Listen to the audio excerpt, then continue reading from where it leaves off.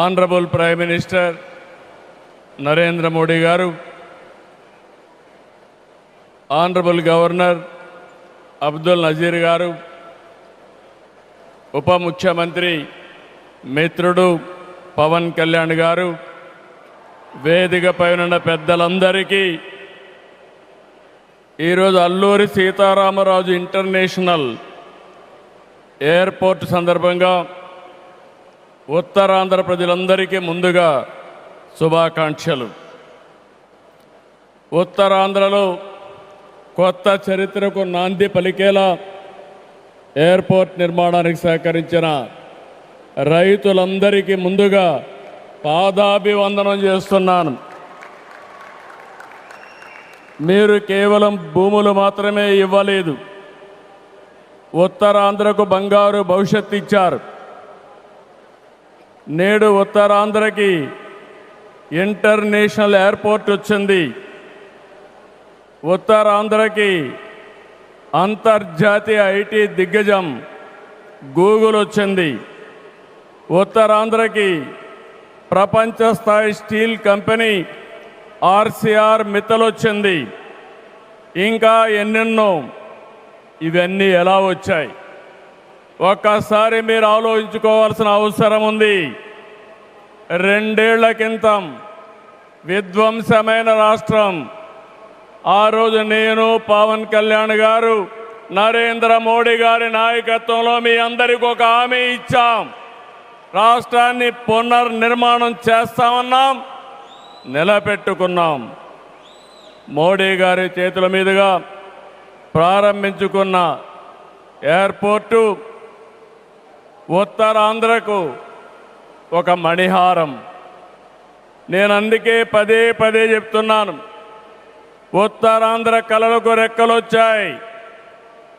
ఎర్ర bus రాదన్నారు, air bus వచ్చింది. అవహేళన చేసిన వాళ్ళు అడ్రస్ లేకుండా పోయే పరిస్థితికి వచ్చారు. ఆ రోజు ఎన్నో ఈ ప్రాంత ఆశలని, ఆకాంక్షల్ని తక్కువ చేశారు, అడ్డుపడ్డారు.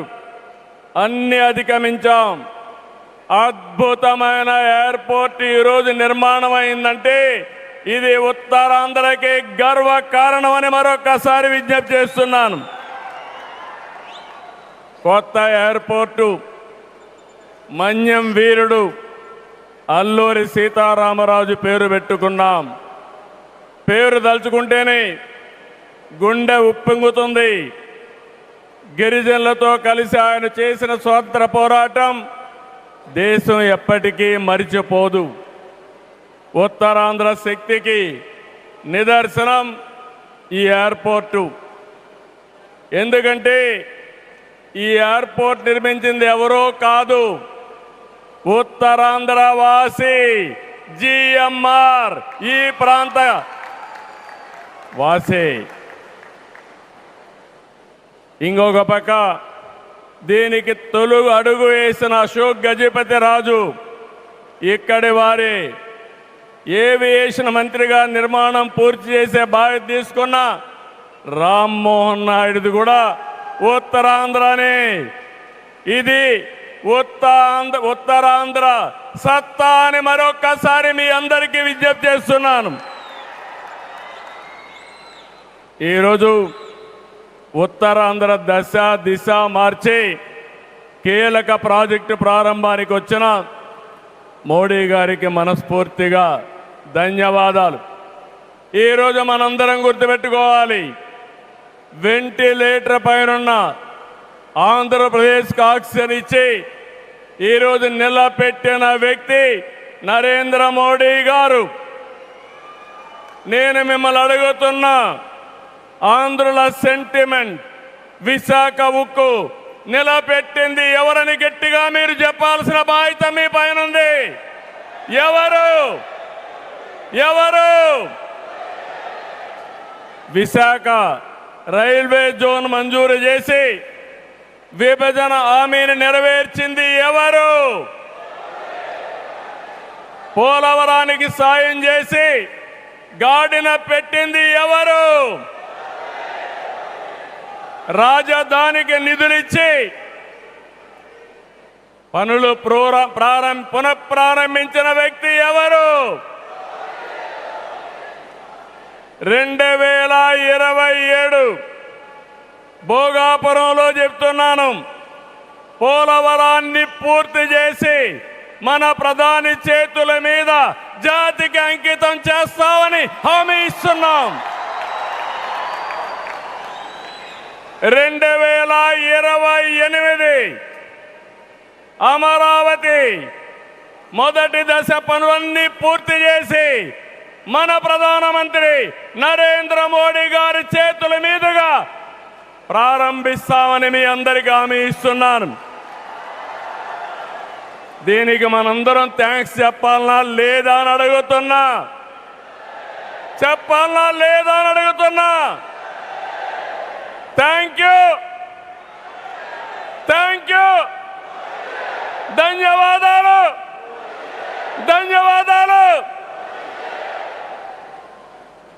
ఏఎస్ఆర్ ఎయిర్పోర్టు 2703 ఎకరాలు, 5641 కోట్ల రూపాయలు అద్భుతంగా వచ్చింది. ఎయిర్పోర్టుని ఫ్లయింగ్ ఫిష్ ఆకారం నిర్మించారు. మన తీర ప్రాంతాన్ని ఇది గుర్తు చేస్తుంది. అటు సముద్రం, ఇటు పచ్చని కొండల మధ్య విమాన ప్రయాణమే కొత్త అనుభూతిని తీసుకొస్తుంది. నేను చాలా విమానాశ్రయాలు చూశాను, కానీ భోగాపురం ఒక ప్రత్యేకమైన ఎయిర్పోర్ట్ అని మరొకసారి మీకు విజ్ఞప్తి చేస్తున్నా. ఎయిర్పోర్ట్లో అడుగడుగున తెలుగు కళలు, సంస్కృతి కనిపిస్తున్నాయి.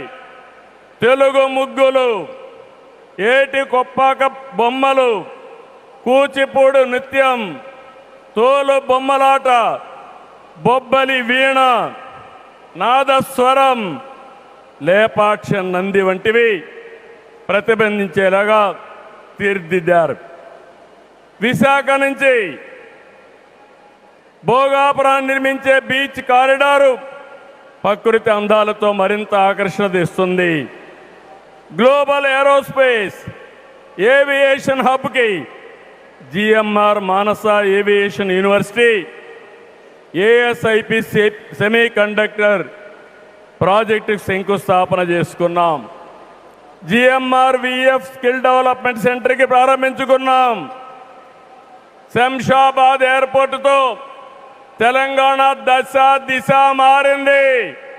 భోగాపురం ఎయిర్పోర్టుతో ఉత్తరాంధ్ర దశ దిశ మారుతుంది.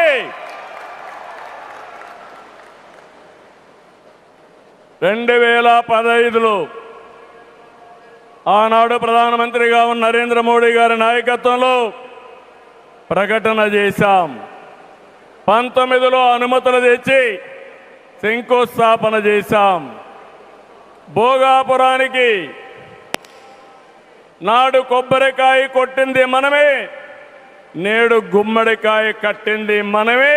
గుర్తుపెట్టుకోమని కోరుతున్నాను. ఈ 2 ఏళ్లలో ప్రధానమంత్రి గారి సహకారంతో ఉత్తరాంధ్రలో 189 ప్రాజెక్టులకు సంబంధించి 6,13,00,000 పెట్టుబడులు. ఇవి పూర్తయితే 5,57,000 మందికి ఉద్యోగాలు వస్తాయని మీ అందరికీ విజ్ఞప్తి చేస్తున్నా. ఉత్తరాంధ్రలో వచ్చే 3 ఏళ్లలో 2,784 కోట్లతో 8 ప్రధాన సాగునీటి ప్రాజెక్టులు పూర్తి చేస్తాం. ఇది కాకుండా 65 సంవత్సరాలుగా పెండింగ్ ఉన్న నేరేడు బ్యారేజీని కేంద్రం క్లియర్ చేశారు. దశాబ్దాల కలని నిజం చేస్తాం. ఈ నెల 14వ తేదీన గోదావరి నీటిని ఉత్తరాంధ్రకి, ముఖ్యంగా అనకాపల్లికి తీసుకొచ్చే బాధ్యత ఎన్డీఏ ప్రభుత్వం తీసుకుంటాం.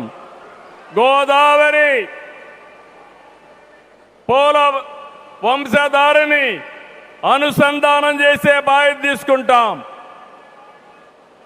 ఉత్తరాంధ్రలో టూరిజం, ఫార్మా, నేషనల్ హైవేలు, పోర్ట్లు, ఎయిర్పోర్ట్లు, railway connectivity, rare earth minerals, ప్రసిద్ధ పుణ్యక్షేత్రాలు, అరకు, పాడేరు, సుందర ప్రాంతాలు లేనిదంటూ లేదు.